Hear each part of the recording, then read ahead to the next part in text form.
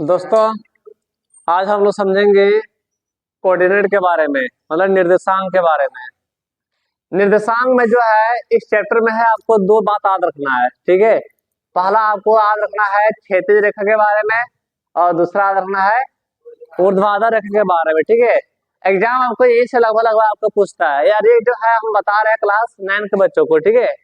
देखिए, ऊर्ध्वाधर रेखा जो है आपका सोया हुआ रहेगा, और क्षैतिज रेखा जो रहेगा वो सोया हुआ रहेगा, और ऊर्ध्वाधर रेखा जो रहेगा वो स्तंभ रहेगा, मतलब खड़ा रहेगा, ठीक है। और क्षैतिज रेखा को ही कहते हैं हम लोग एक्स अक्ष, और ऊर्ध्वाधर रेखा को कहते हैं वाई अक्ष कहते हैं। इसको भी याद रखिएगा, क्षैतिज रेखा को एक्स अक्ष कहते हैं, ऊर्ध्वाधर रेखा को वाई अक्ष कहते हैं। अब देखिए, आपका प्रश्न ऐसे पूछेगा कि क्षैतिज रेखा कौन सा अक्ष कहलाती है, तो आपका आंसर होना चाहिए एक्स अक्ष। ऊर्ध्वाधर रेखा कौन सा अक्ष कहलाती है, वाई अक्ष कहलाती है। अब यहाँ पे देखिए, अब यहाँ पे देखो, ये जो है ना बिंदु, इस बिंदु को बोलते हैं मूल बिंदु। क्या बोलते हैं? निर्देशांक ज्यामिति में हम लोग बोलते हैं इसको मूल बिंदु। अब ये बिंदु के दाहिनी ओर प्लस होता है, बाई और माइनस होता है, ठीक उसी प्रकार से वाई अक्ष में 0 के ऊपर प्लस होगा, 0 के नीचे माइनस होगा। अब आप ये भी याद रखिएगा कि जिधर प्लस होगा उधर एक्स से दर्शाएंगे, जिधर माइनस होगा उधर एक्स डैश से दर्शाएंगे, ठीक है। याद रखेंगे? Yes sir. क्या रखना है? जिधर प्लस होगा उधर एक्स को दर्शाएंगे, और जिधर माइनस होगा एक्स डैश से दर्शाएंगे। ठीक उसी प्रकार से देखिए, यहाँ पर इधर प्लस है कि नहीं? Yes sir. तो यहाँ पे क्या दर्शाएंगे? वाई, क्योंकि वाई अक्ष है। और जिधर माइनस है, देखो इधर माइनस है, यस सर, तो जिधर माइनस है वहां पे हम दर्शाएंगे वाई डैश। अब यहाँ पे याद रखेंगे अगला पॉइंट, देखिए ये जो है एक्स अक्ष है और ये है वाई अक्ष। तो एक्स अक्ष और वाई अक्ष के काटन बिंदु को, मतलब प्रतिच्छेद बिंदु को मूल बिंदु कहते हैं। क्या कहते हैं? मूल बिंदु। मतलब ये देखो, ये जो एक्स अक्ष है और ये वाई अक्ष है, जिस बिंदु पर प्रतिच्छेद करेगा उस बिंदु को मूल बिंदु कहते हैं, और मूल बिंदु का निर्देशांक 0 0 होता है। 0 0 होता है। इसको भी आप याद रखेंगे, ठीक है, कि मूल बिंदु का निर्देशांक क्या होता है? 0 0 0 0। ये एग्जाम में है तो बहुत बार पूछा, ये 8वां भी पूछता है और 9वां भी पूछता है, और कभी कभी 10वां भी पूछ देता है, ठीक है सर। चलिए, अब यहाँ पे देखो, ये हो गया एक्स अक्ष और ये हो गया वाई अक्ष। अब एक्स अक्ष और वाई अक्ष जब एक बिंदु पर प्रतिच्छेद करता है तो देखो 4 भाग बनता है। कितना भाग बनता है? 4 भाग। अब ये चारों भाग पता क्या कहलाता है? चतुर्थांश कहलाता है। क्या कहलाता है? तो ये देखो, ये हो गया चतुर्थांश, तो इसको बोलेंगे प्रथम चतुर्थांश। क्या बोलते हैं? प्रथम चतुर्थांश। मतलब प्लस प्लस वाला, मतलब देखो ये है आपका एक्स और ये है वाई, मतलब ये भी प्लस ये भी प्लस, तो जो प्लस प्लस वाला होगा वो हो गया प्रथम चतुर्थांश। उसके बाद आप जो है बाएं से बढ़ते जाएंगे ऐसे करके, ठीक है। तो ये हो गया प्रथम चतुर्थांश, ये हो गया दूसरा, ये हो गया तीसरा, और ये हो गया चौथा, चतुर्थ चतुर्थांश। याद रखेंगे, पहला, दूसरा, तीसरा, चौथा। प्रश्न सुनिए, एक्स अक्ष और वाई अक्ष जब एक बिंदु पर प्रतिच्छेद करती है तो 4 भाग बनते हैं। चारों भाग क्या कहलाते हैं? चतुर्थांश कहलाते हैं। सही आंसर। चलिए, तो अब यहाँ पे देखो, तो ये अब ये हो गया, देखो कौन सा चतुर्थांश? फर्स्ट चतुर्थांश। और ये सेकंड, ये थर्ड, ये फोर्थ, मतलब चौथा चतुर्थांश, ठीक है।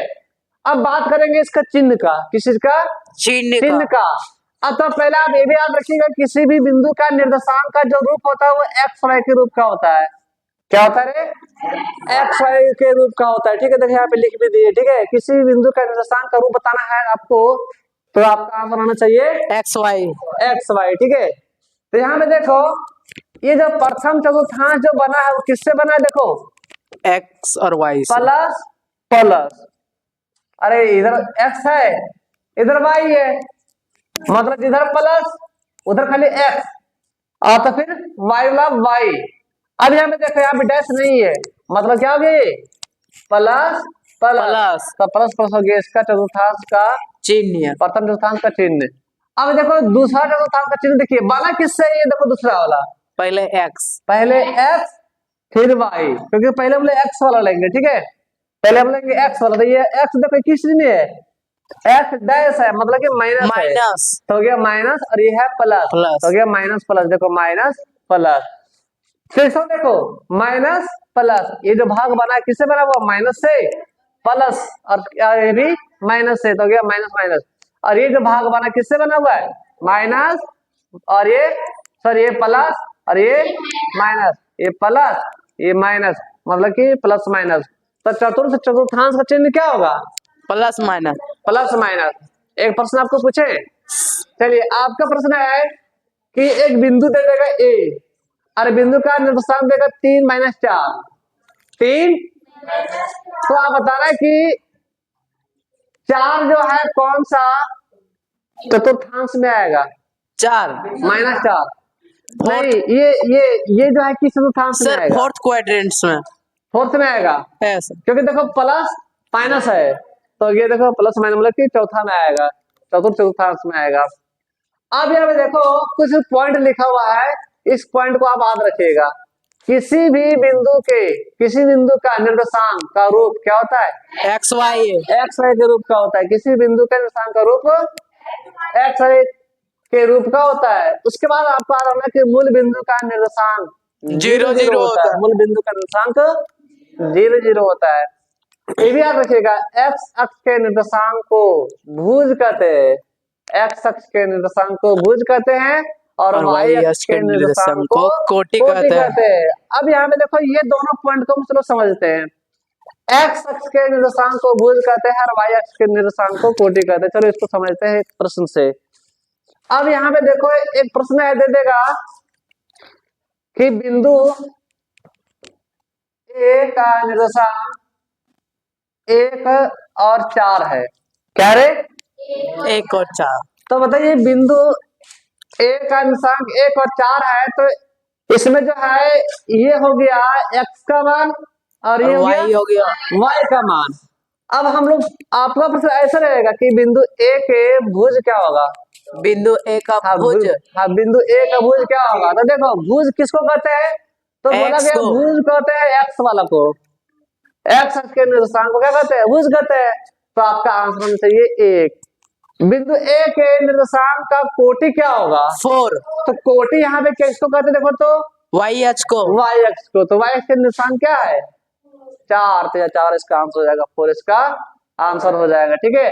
तो इस प्रकार से चलो आपको अच्छा आप ये बताइए कि मूल बिंदु का कोटि क्या होगा, मूल बिंदु का कोटि 0 होगा, 0 होगा।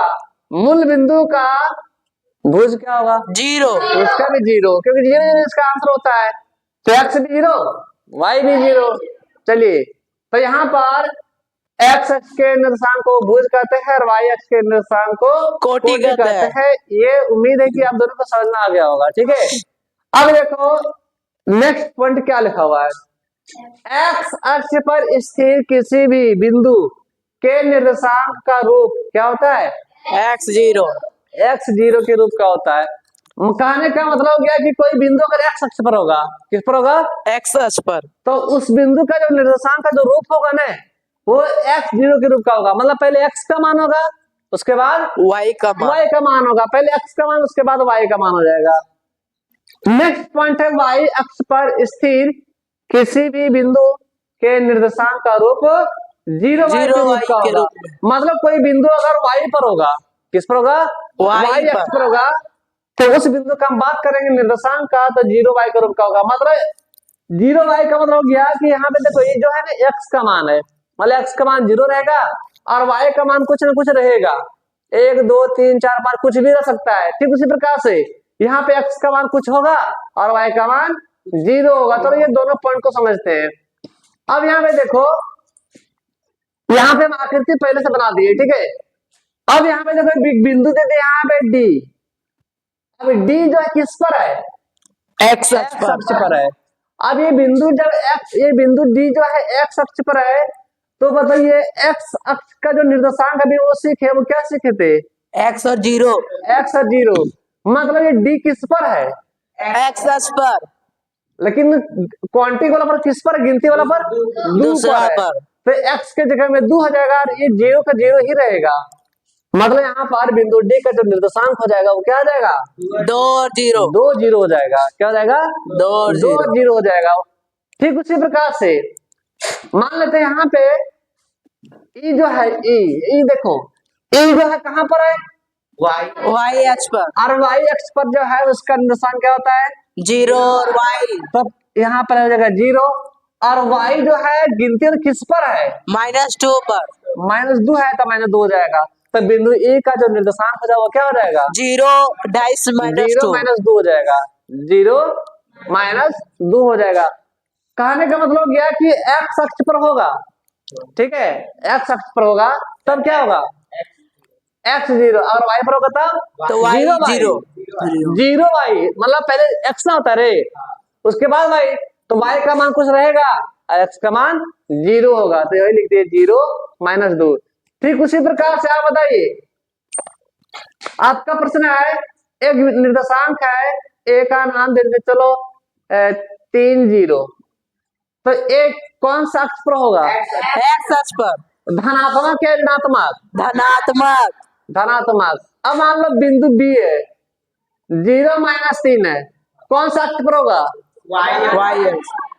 माइनस की प्लस पर, ऋणात्मक। ऋणात्मक एक्स अक्ष पर होगा क्योंकि माइनस दिया हुआ है, ठीक है। चलिए अब यहाँ पे नेक्स्ट पॉइंट समझते हैं, आगे देखिए, रुको, ये समझ में आया। अब यहाँ पे बताओ, एक प्रश्न है, बिंदु ए का बता दिए कि नहीं, कितना होगा, ई किस पर है रे, वाई पर है, तो 0 - 2। चलो ये तो लिख दिए। अब ए का मान कितने होगा, ए का इंसान बताइए, -3 और -3 और -3। देखो इधर देखो, इसके सामने, इसके ऊपर क्या है, इसके सामने में क्या है, मतलब क्या समझा, ए का जो निर्देशांक हो जाएगा वो -3 होगा। अब बताइए बिंदु ए का कोटि क्या होगा, बिंदु ए का कोटि और बिंदु ए का भुज क्या होगा, -3। -3। अब मान लो एफ है, क्या है रे सर, तो एफ का, एक मिनट, एफ का कोटि क्या होगा, एफ का कोटि बोल रहे हैं, बिंदु एफ का कोटि का निशान क्या होगा, कोटि, कोटि किसको कहते हैं, वाई को, तो 3 हो जाएगा, क्या हो जाएगा 3, और बिंदु एफ का भुज क्या हो जाएगा, 0 हो जाएगा। ठीक है, समझ में आ गया, बहुत अच्छा समझ में आया। चलिए ठीक है, क्वेश्चन पूछे सर, ये धनात्मक होगा ऋणात्मक, क्या पूछे, ये होगा -3 है, वो ऋणात्मक होगा कि धनात्मक,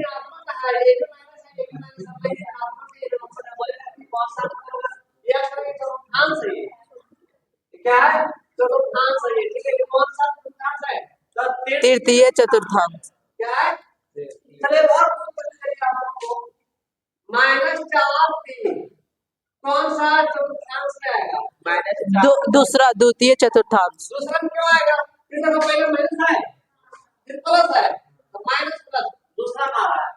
तो इस प्रकार से आपका क्वेश्चन एग्जाम में रहेगा और उम्मीद है कि आपसे बन जाएगा। ठीक है, बेटा करते इसको, यस सर।